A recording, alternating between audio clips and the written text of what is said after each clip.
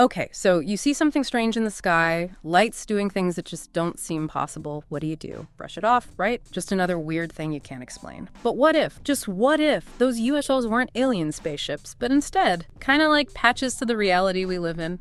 Welcome, everybody, to the Quantum Soul, where we're about to take a deep dive into a seriously mind-bending idea. We're going to be looking at the work of Thomas Campbell, a physicist who says reality itself is a simulation. And guess what? UFOs play a big part in all of this. Get ready for a trip that might just turn everything you thought you knew on its head. No worries, we'll keep it fun and easy to understand. No science jargon overload. Campbell really asks us to change how we think about all this. Instead of wondering where UFOs come from, he says we need to think about what their existence tells us about the nature of reality itself. It's a big change in perspective. Definitely a big change. We're talking about a deep dive that'll make you think, maybe even laugh a little, but for sure expand your consciousness. And it all comes from Thomas Campbell's book, My Big Toey, which stands for My Big Theory of Everything. Campbell says the world we see and feel, it's not the real deal. It's like a super realistic video game, and our consciousness is the player. So the big question is, where do UFOs fit into all of this? That's the amazing connection that Campbell makes. If our world is like a simulation with rules, then the things that break those rules, the things we can't explain, they might show us how the simulation is built. Maybe even give us a peek behind the curtain into the non-physical reality behind it all. Like we're getting little hints about how the game is made. What if those UFOs are like secret levels or cheat codes showing us there's more to reality than we think? It's like we're all stuck in this crazy VR game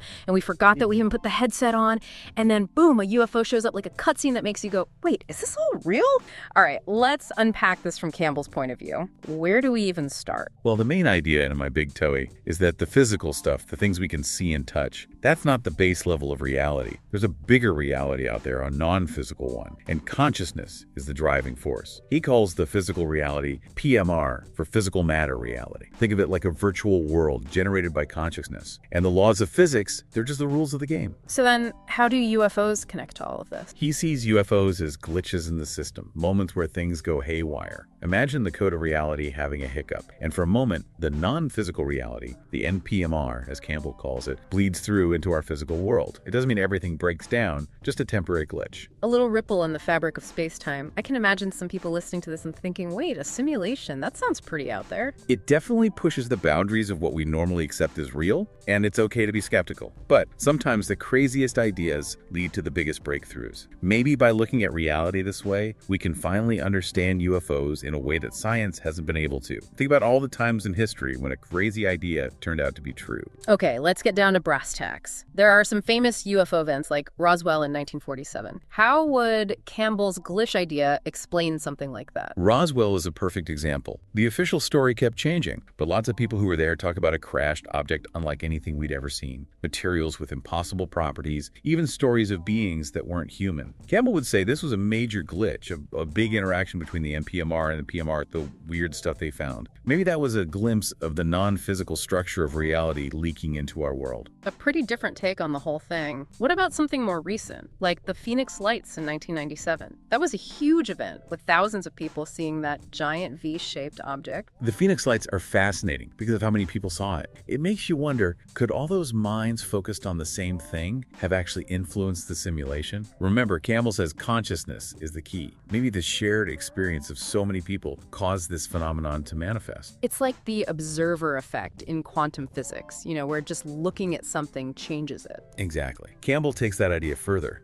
He says consciousness isn't just affecting tiny particles, it's creating the whole reality we experience. Consciousness gives everything meaning. It's way more active in shaping things than traditional science would allow. This is taking us deep into philosophy, isn't it? It makes you question what's real. Definitely. Philosophers have been debating these questions for centuries, from Plato's cave to Descartes and Kant. Campbell brings a fresh perspective, a scientific way of looking at these age-old mysteries. Maybe this idea of a simulated reality driven by consciousness is the answer they've been searching for. And it's not just philosophy. Think about movies like The Matrix or shows like The X-Files. This idea of simulated realities, it's everywhere in our culture. It speaks to something deep inside us, this fascination with the idea that things might not be what they seem. Maybe we have a gut feeling that reality is more complex than we think, and UFOs, they tap into that feeling, making us question everything. It also makes you think about the psychological impact of all this. If we're really living in a simulation, how does that change how we see ourselves and the universe? Especially when we encounter something as strange as a UFO. It can be a bit scary at first, facing the unknown like that, but it can also be freeing. It challenges us to look at our fears and explore the potential of our own consciousness. If UFOs are glitches, then maybe by understanding the system, the consciousness behind it all, we can face them with curiosity instead of fear. So let's say, for the sake of argument, we accept this idea of a simulated reality. What does that mean for how we should approach the UFO phenomenon? Campbell says it means being humble. We have to admit we don't know everything. If the rules of reality aren't as fixed as we think, then even the impossible might be possible. That open-mindedness is crucial when you're dealing with something as mysterious as UFOs. And it's like that game analogy again. If UFOs are part of the game, we need to understand the rules of the game to figure them out. We can't just look for physical explanations. Exactly. We have to consider the role of consciousness, the structure of reality itself. So the next big question is, how does consciousness actually connect to these glitches? How does it all work within Campbell's model? Campbell says consciousness isn't just a product of the brain. It's the fundamental building block of everything. It's the source code. And our individual consciousnesses are like threads in a larger web of universal consciousness. That's a huge difference from how mainstream science sees it. They say consciousness comes from the physical brain. Campbell flips that around. He says the physical world is a projection of consciousness. Our awareness is like a focused point within this larger consciousness, experiencing the simulation. Going back to the video game analogy, if reality is the game, then consciousness is the game engine, the code that runs everything. Exactly. And if that's true, then understanding consciousness is the key to understanding reality itself, including UFOs. Campbell even says that if we understand consciousness deeply enough, we might be able to interact with the simulation, maybe even change its rules a little. Hacking reality. Now that sounds like science fiction. It might sound that way, but in Campbell's model, it's about a deeper level of understanding and interaction with the non-physical reality. And this brings us back to UFOs. He says there might be moments where the connection between consciousness and the simulation becomes visible, like cracks in the matrix showing us the NPMR behind the scenes. So they're not necessarily spaceships in the traditional sense, but more like expressions of consciousness messing with the fabric of reality.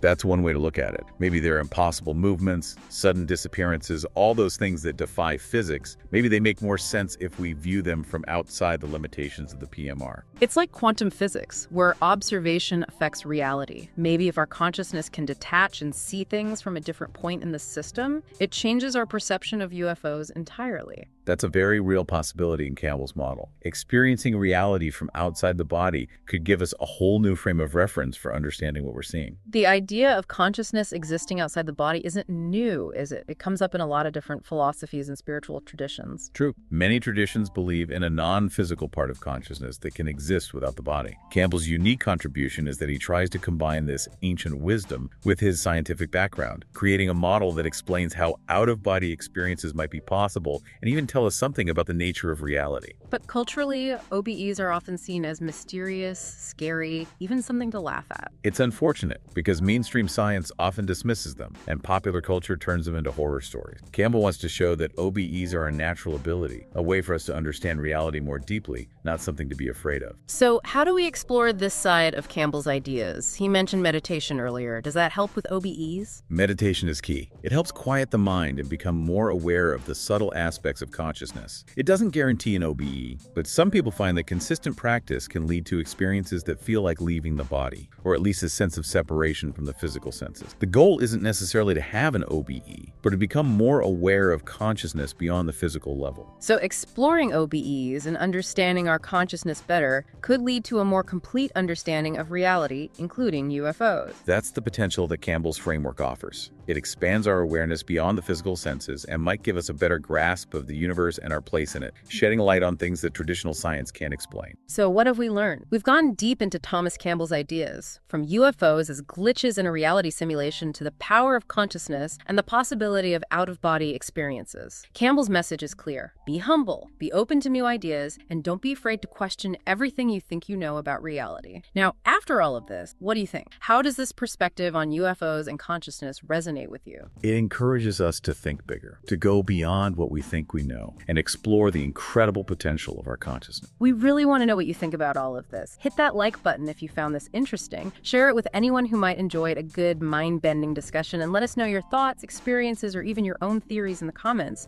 Your participation makes this community so much richer. And if you're new here, subscribe to The Quantum Soul for more deep dives into the mysteries of consciousness, reality, and the unexplained.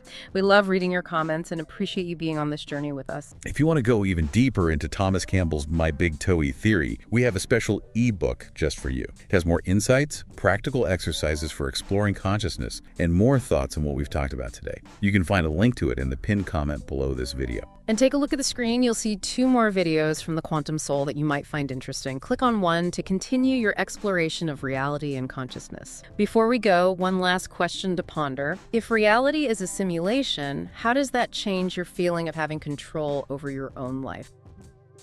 Right now, 2 more videos are popping up on your screen. Click on the one that speaks to you and keep exploring with the Quantum Soul. Thanks for diving deep with us today. Thanks again, everyone. Take care.